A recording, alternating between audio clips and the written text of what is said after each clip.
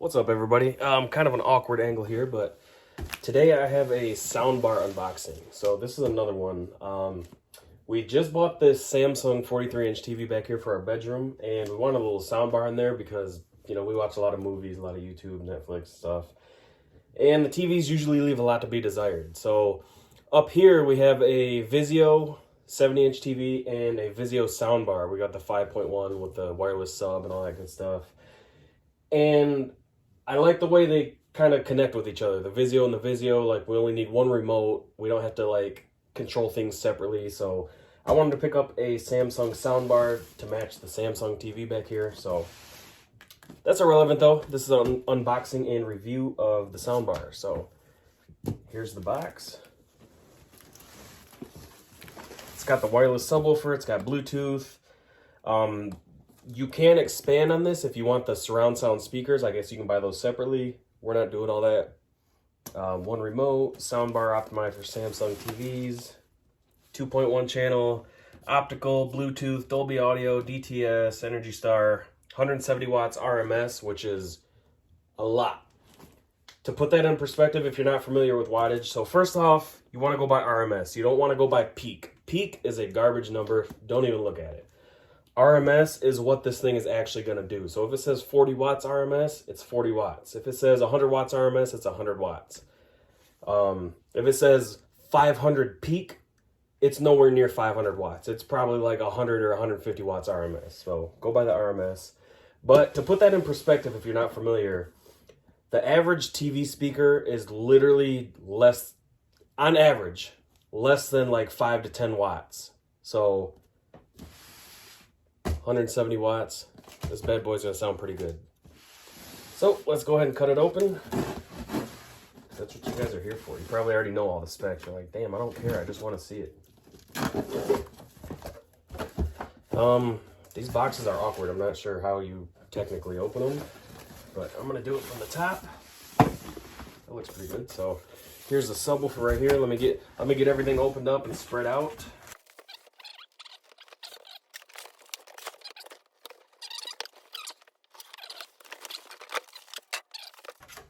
So the soundbar itself has a really nice weight. It feels nice and sturdy.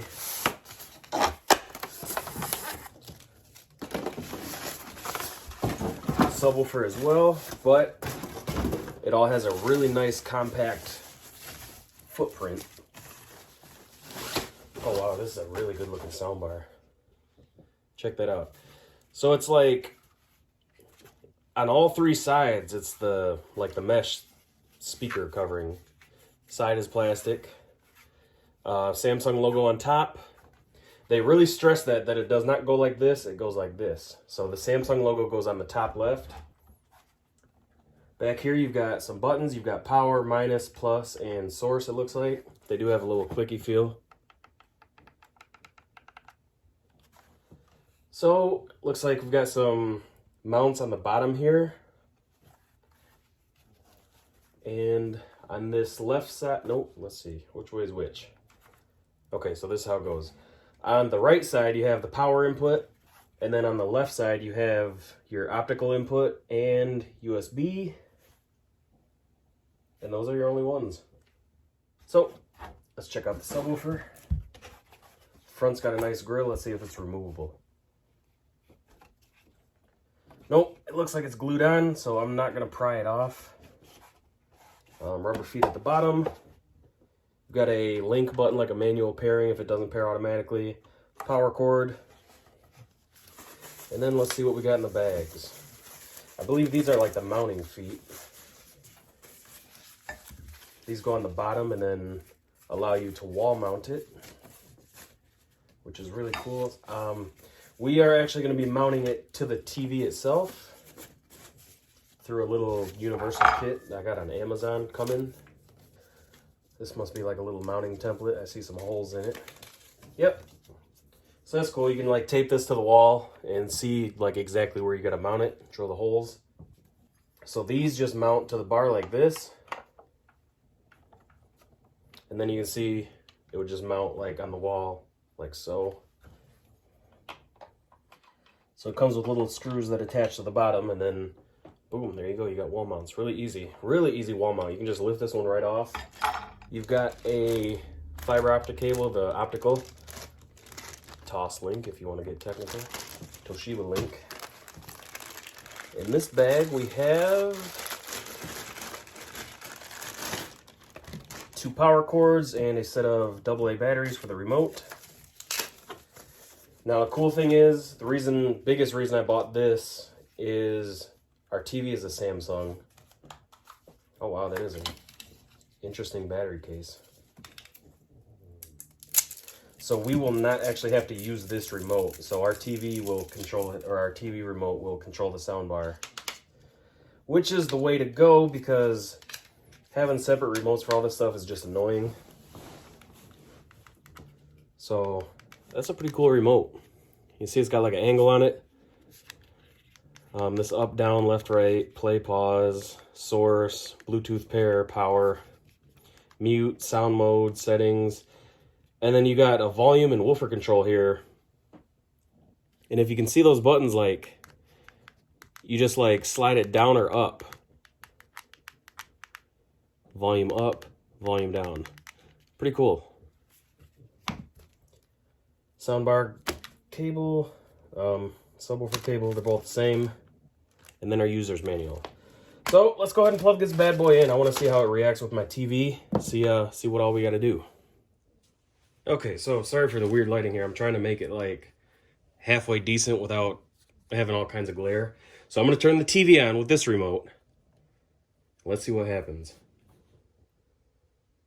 Nothing is connected to the soundbar, by the way, just power.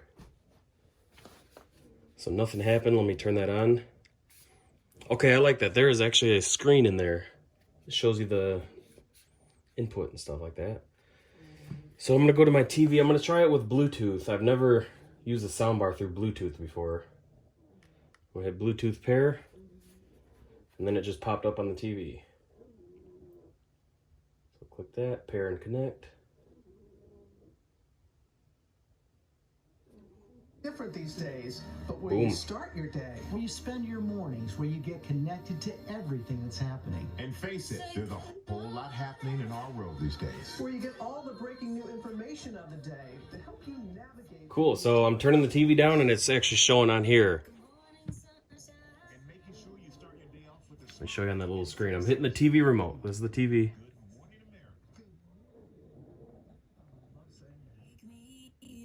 It looks like it skips. It goes up by 2s. So we're gonna exit that. The most powerful stories.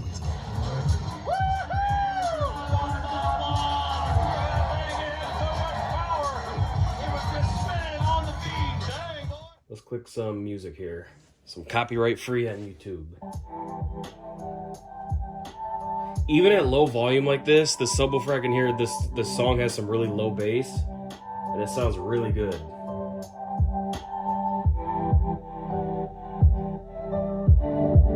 So we're at 50. I don't know how high it goes.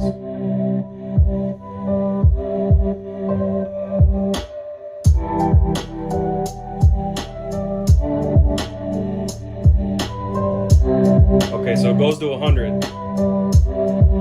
That sounds really good. You guys can't tell through the camera, but there's a lot of bass. And this isn't even set up, you know, so this is acoustically weird right now, you know, having the soundbar on top of the subwoofer.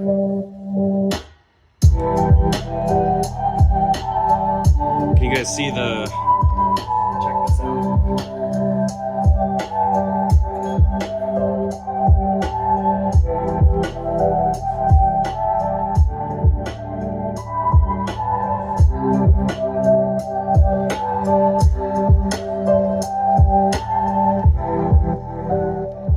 So when you use volume on the remote, it goes, you know, in increments of 1.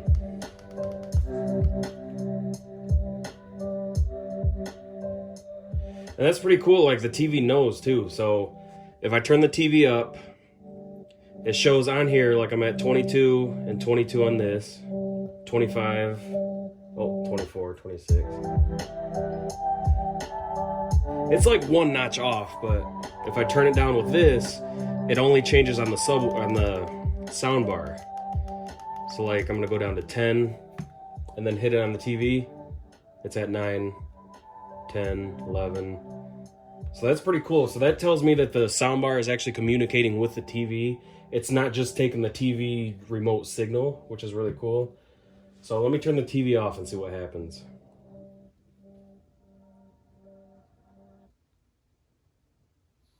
It says Bluetooth disconnected, and there's no noise, which I like. So it says Bluetooth ready.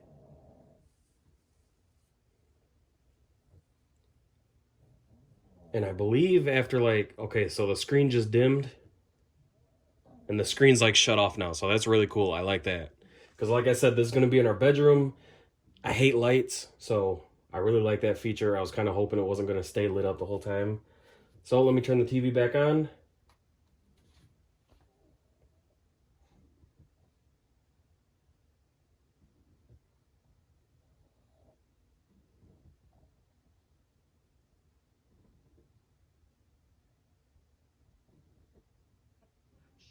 Stories. She said when she was a little girl, her grandmother taught her how to make Molotov cocktails and would bring her to the top of a bridge and So teach that's her cool. how to hurl them down. TV automatically connected, but what it did, it started playing through the TV, and then it kind of just morphed into the soundbar. So I really like that. That's kind of cool. I found her to be Okay, so let's play with the woofer. So if you hit the woofer volume, you've got separate controls. You got 0, it starts at 0. And you go to -12 or +6. So settings, treble, bass, audio.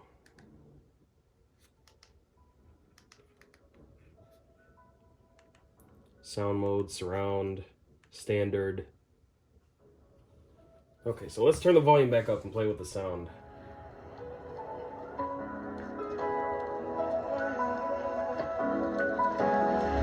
So now I'm gonna turn the woofer up. Oh wow, that is a big difference.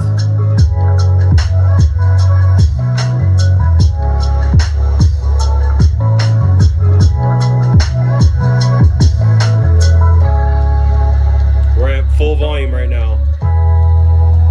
This is louder than I would ever use it, but it handles it perfect. It sounds crystal clear, tons of bass. Let me play with the treble here a little bit.